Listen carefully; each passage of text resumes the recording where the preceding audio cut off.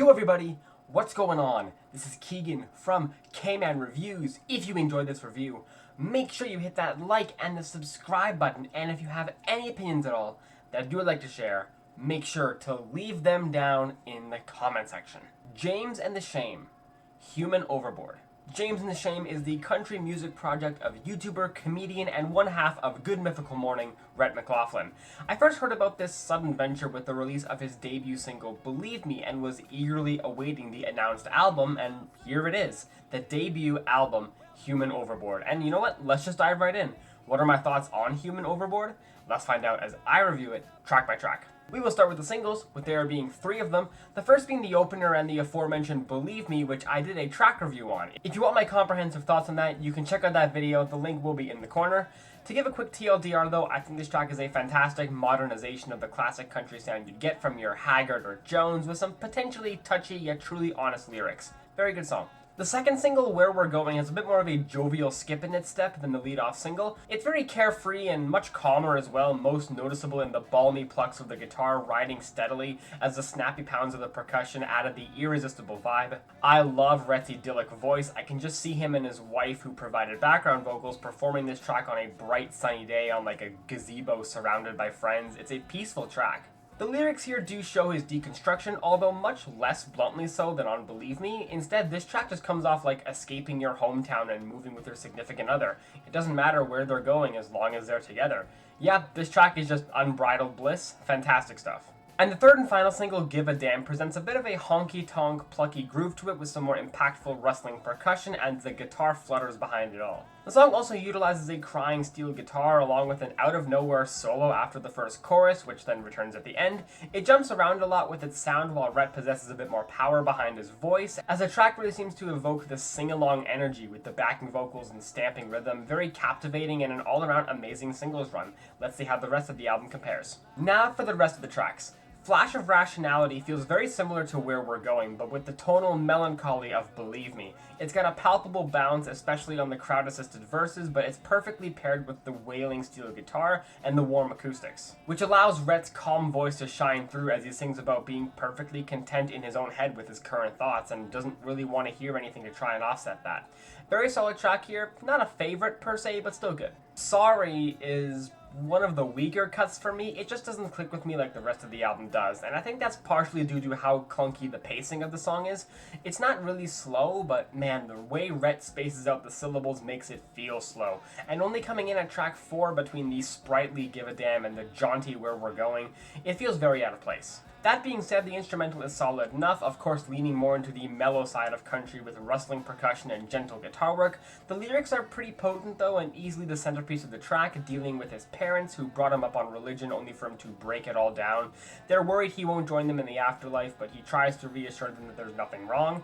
As a whole, it is an effective song, and I'm damn sure this will resonate with some people, but given its placement in the record, it just doesn't hit the same way, say, if it was on the back end. Creakin' Back is a sentimental and heart-tugging ballad, which, again, I do feel is at an odd point in the record, but this one just really connects, especially coming after Where We're Going. Where that track was about a significant other, this one is now about his children and how he understands how his deconstruction could have damaged the family dynamic, but he is still their father and expresses his boundless love for them. I adore this piano-driven instrumental, only adding an extra heartfelt layer to the song. Yeah, this is fantastic. Only Thing is probably one of the most mellow and slow cuts on the entire record. The trudging, hissing percussion assisted by the light acoustic strumming, but also the chorus brings in this chippy rattling and windy ambience. It's a comforting instrumental, no doubt. And Rhett's lackadaisical vocals certainly help with that, as he sings about how unsure he is about a lot of things and begrudgingly missing the times when it was all figured out. It's a sweet tune. I like it. Kill a Man is an interesting cut, to say the least. It's not subtle by any means, practically screaming premeditated murder, and the way Rhett sings these lyrics getting into an almost comically deep voice, so deep that he practically vanishes behind the rough guitar, I want to take it seriously, but I kinda can't. The track definitely sounds like it comes fresh out of the outlaw country scene. It has a lumbering, menacing, almost bluesy quality to it. I don't think any other instrumental could have worked for this, but it's such a bizarre cut on the record. I actually dove a little bit deeper to try to find what the hell this all meant, and according to Rhett on the Ear Biscuits podcast he runs with Link, apparently this track was the last one written for the album, and while he didn't specifically say what it meant, he mentions that there is a principle in Christianity that still holds true to him even now, and this song is an exploration of that principle.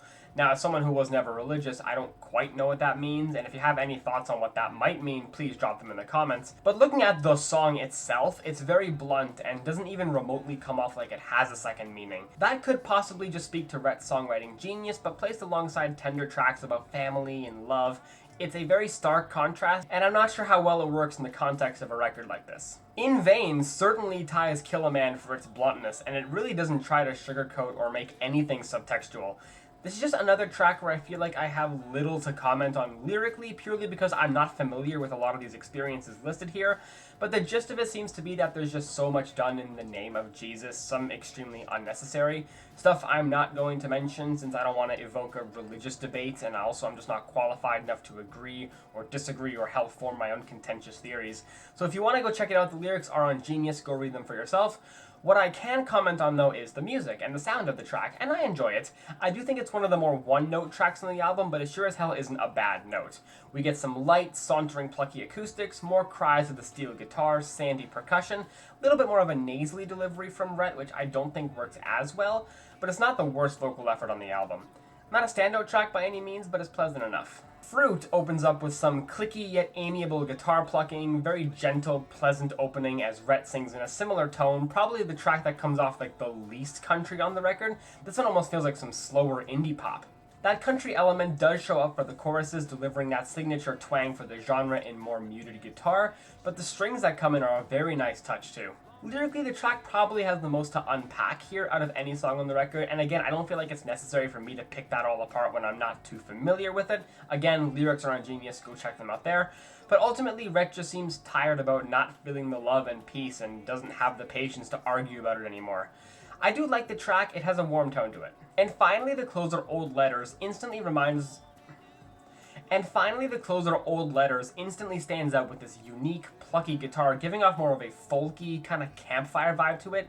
The vocals are extremely multi-layered, it's very noticeable. All of that combined almost reminds me of like a Fleetwood Mac song, like Never Going Back Again. It doesn't really go anywhere past that, so it's a sweet finisher to the record, really stands out in a good way. Lyrically, Rhett has mentioned that this entire track is a message to Jesus, and it's a very solemn reconciliation, where Rhett is going back through old books, notes, and memories, and not feeling any of Jesus in any of it. But the last line mentions they may just meet again, and he could have been wrong this entire time. I think this is one of the best ways an album like this could have ended. Fantastic stuff. Overall, I do think this album lives up to the expectations I initially planted for this record. It's got some nice variety, comforting instrumentals, doesn't feel like overly commercial drivel you would expect when you hear about country today.